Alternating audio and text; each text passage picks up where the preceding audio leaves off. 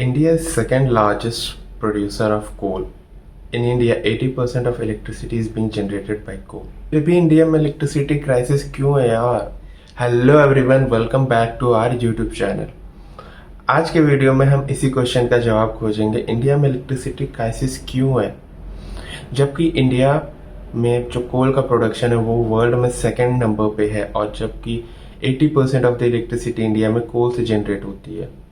फिर किस बात की इशू है, इंडिया में क्यों पावर क्राइसिस हो रही है, चलिए जानते हैं इस वीडियो में। इंडिया में गर्मी का मौसम अच्छे से आ गया है, एसी, फ्रिज, कूलर, पंखे फुल स्पीड पे चल रहे हैं, डिमांड भी तो बढ़ गई है इलेक्ट्रिसिटी की। बट इलेक्ट्रिसिटी ज़्यादा कहाँ से आएगी? जाहिर सी बात है पावर प्लांट से आएगी, बट इसमें कुछ दिक्कत हो रही है, इसीलिए आपके घर में बिजली कम आ रही है। इलेक्ट्रिसिटी आपके यहाँ कैसे आ रही है ये पहले जानना पड़ेगा।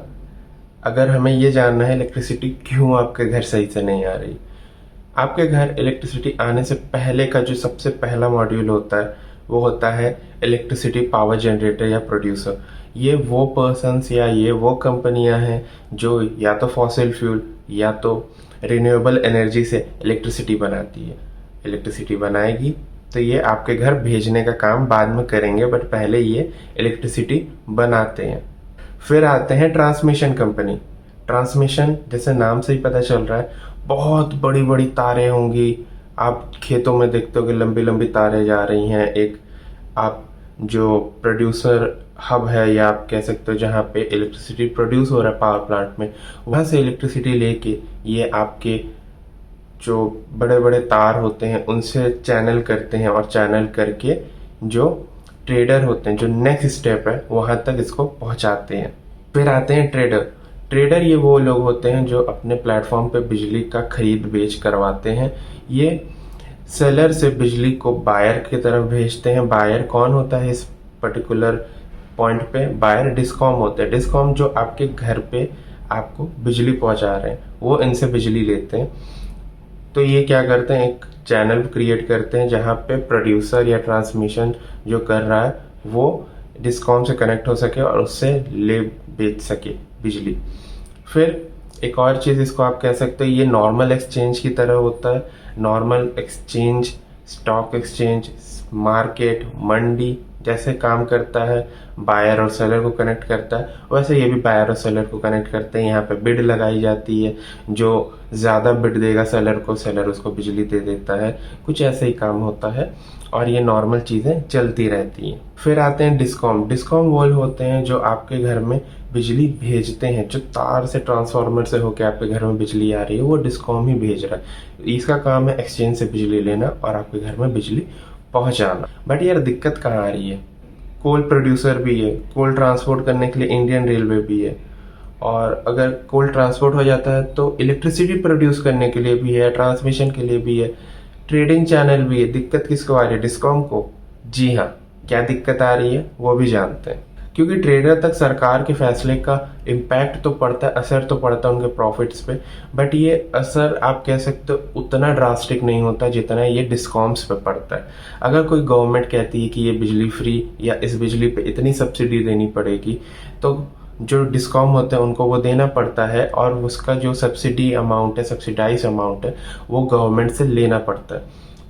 इसको ऐसे एग्जाम्पल से समझते हैं कि आपके पिताजी ने कहा, यार जो छोटा भाई है ना उसे तुम 100 रुपये दे दो अभी के लिए, और मुझसे बाद में 100 रुपये ले लेना। और आपके पिताजी कहते हैं ठीक है यार, एक काम करना, अगले हफ्ते मुझसे 100 रुपये ले लेना। आप अगले हफ्ते अपने पिताजी से 100 रुपये ले लेते हो। तो ऐसे जो है ये काम करना चाहिए। जो ज़रूरतमंद है या जिनको सब्सिडी देनी है उनको वो बिजली दे देंगे सब्सिडाइज रेट में, फिर गवर्नमेंट से ले लेंगे। बट क्या हो ऐसा जो आपके पिताजी बोले कि यार एक काम करो, इस हफ्ते नहीं अगले हफ्ते ले लो, 1 महीने बाद ले लेना ना यार, वही तो पैसा है। बट आप भी यहाँ पे सोचोगे कि आपके जो पैसे की कमी पड़ रही है, अगर आपको कहीं से पैसा नहीं आ रहा तो आप कहीं पे पैसा दे नहीं पा रहे हो, और वहां पे जब आप पैसा दे नहीं पा रहे हो तो आपको पैसा चाहिए देने के लिए, क्योंकि आपको बिजली पहुंचानी है।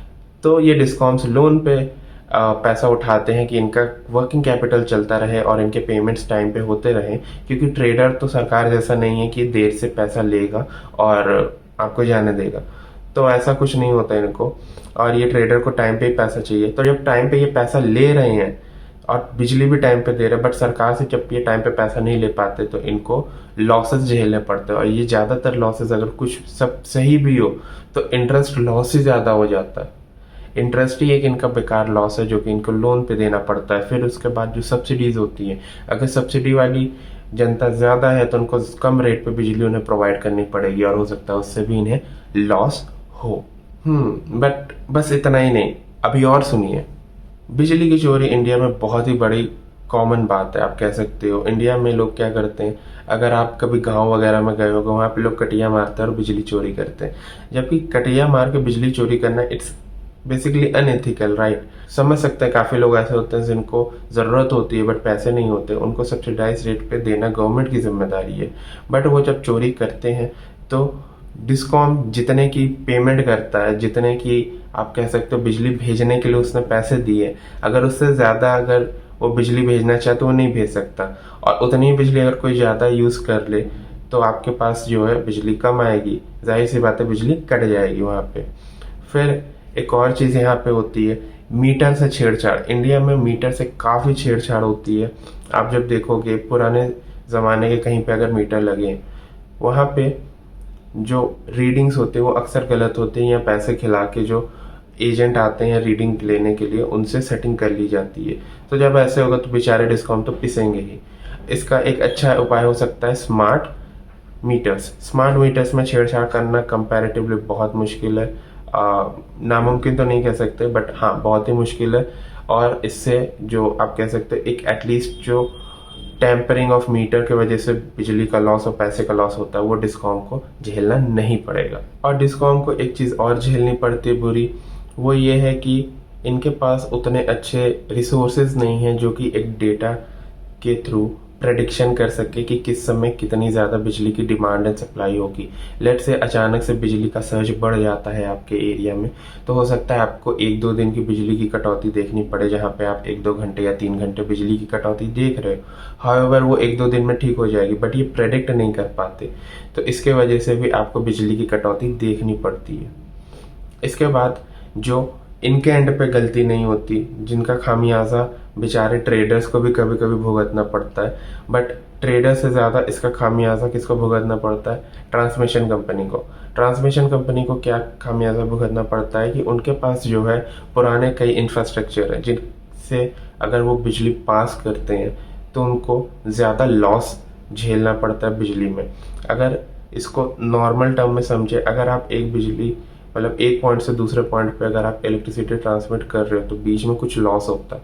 वो एनर्जी लॉस, क्योंकि ये इक्विपमेंट्स काफ़ी पुराने हैं, मतलब कई जगह पे काफ़ी पुराने हैं, तो जिसकी वजह से यहाँ पे भी एक इलेक्ट्रिसिटी लॉस होता है, पावर लॉस होता है।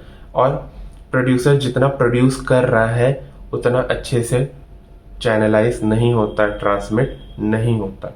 बट अगर टेक्निकली सोचें तो इनको भी इतना लॉस नहीं होता है, ट्रांसमिशन कंपनी और प्रोड्यूसर को मॉनेटरी टर्म्स में। हाउएवर पावर लॉस हो रहा है बट मॉनेटरी टर्म में लॉस नहीं होता, क्योंकि ये इस चीज़ का प्रोविजन करके रखते हैं और ये चार्जेस भी उसी हिसाब से करते हैं।